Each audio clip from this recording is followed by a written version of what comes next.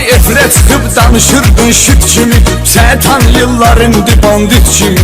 İlham əmim qovdu səni it kimi.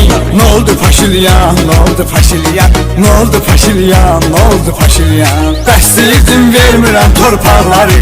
Nə oldu Paşilyan, nə oldu Paşilyan? Qaçdı getdi erməni alçaqları. Nə oldu Paşilyan, nə oldu Paşilyan?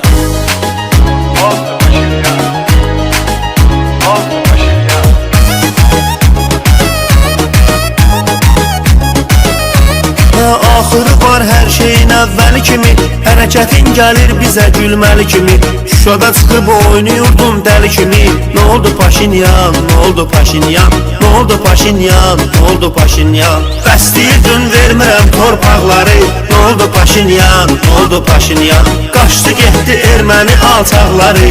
Nə oldu Paşinyan, nə oldu Paşinyan?